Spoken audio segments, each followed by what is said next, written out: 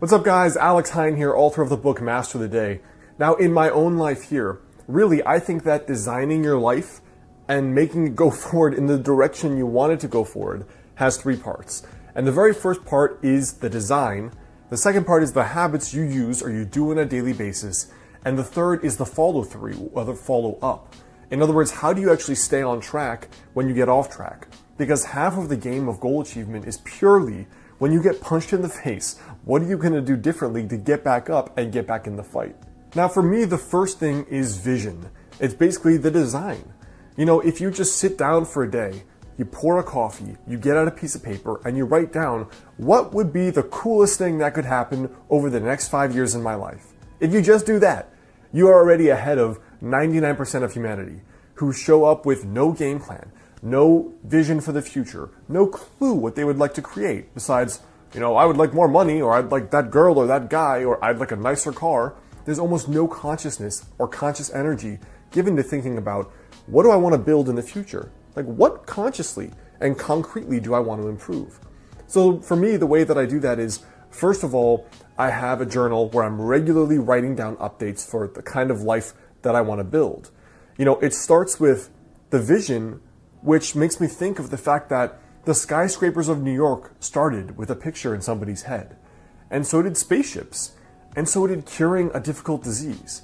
And so when I think of it like that, I always make sure I'm consciously creating, even if it is just in my thoughts, even if it's just up there, both in print journals and in a document that I call 5 years from today. So the three things that I use for my yearly envisioning are, one, the yearly envisioning process I've talked about here, which is basically at the start of each year, I write down what is the coolest thing that could happen this year. Like perfect year, no limitations, no just be realistic, but like what would be the coolest thing that could happen? I put it on one piece of paper that's always on my desk every single day, and I review it twice per day. Now from there, that yearly document also has my daily habits, the unique projects I'm working on in each quarter of the year, as well as the things I know that I need to work on to get better, basically, to improve myself. The second thing is the pocket journal I carry around. This for me is always to record things that may change about my thinking, ideas I get when I read or listen to podcasts, as well as little intuitive hunches that come up. So if I'm talking to a friend or I'm reading a book and I'm like, wow, that would be an awesome idea. For example, that's where all my books came from.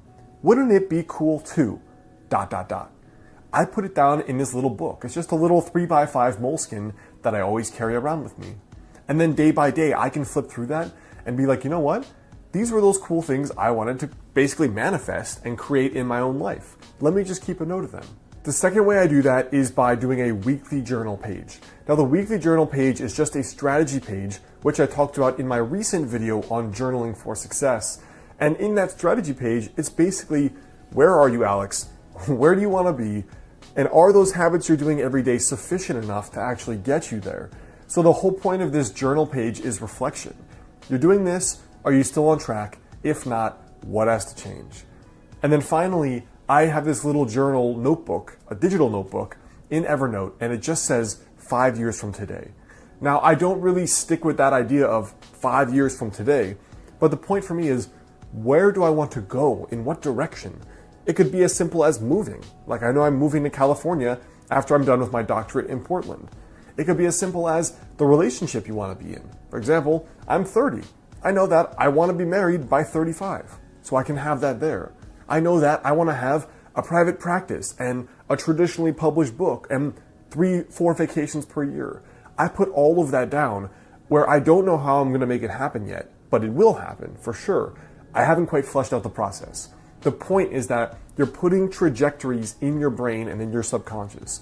And when you check that every once in a while, you're kind of like, oh yeah, I knew I wanted to do that, but all right, let's start thinking about how I can actually do it. And almost all of those things come true for me, especially if you regularly review that. Now the second piece here is your habits. So the daily action steps that you're gonna actually do to make that a reality. Now, I've shared this philosophy many times. It makes up the bulk of my book, Master the Day.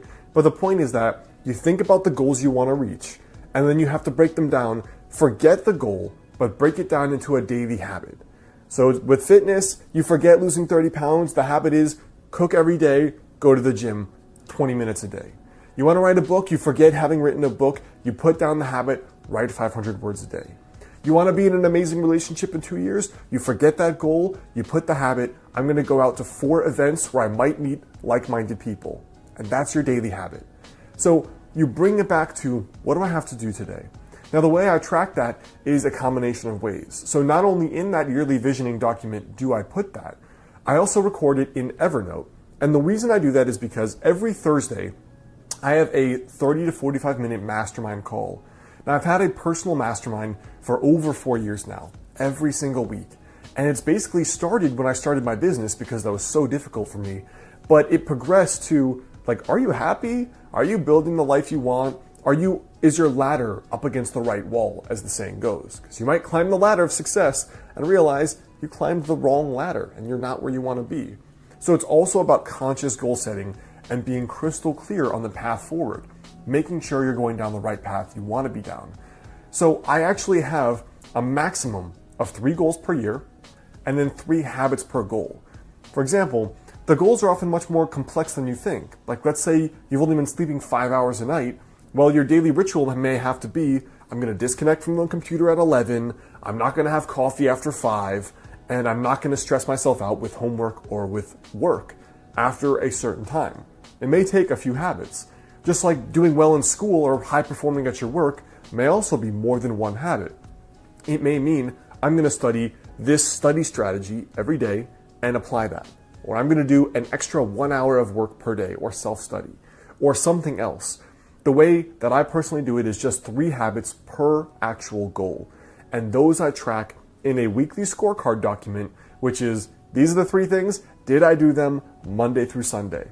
And then when I get to my Thursday night mastermind, we all get on the phone and I basically give a report. I did this 50% of the time, 90% of the time. This is what didn't work. This is what I have to improve. And then the third part for me about consciously designing your life and going forward is really just 2 things. It's the follow through to make sure you actually do these things. And then number 2, it's following little intuitions about when you have to pivot. So the way I keep the follow through going is every night I do a little master the day journal page. The journal's not out yet, but I still have a print kind of document that I use for tracking, did I do this? Where do I have to improve myself? The Thursday mastermind, which is a 45-minute call, we use Uber Conference for free. You could do the exact same with a few of your friends or people online. My very first mastermind was totally online people I had met that were other internet entrepreneurs.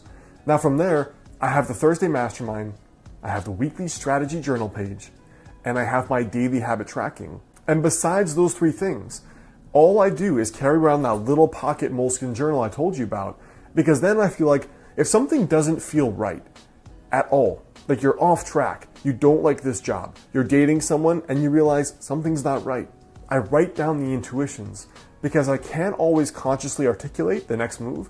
Sometimes it's easy, I want to move to California. Other times it's not. Do I stay in this relationship? Is this business still what really excites me? Am I proud of all the work I've created? Those are things that may be better governed by your intuition and better understood. So I just keep a log of all the little intuitive impressions, and then I systematically explore them more, and then I take time to just go through them and see what's behind them and unpack them.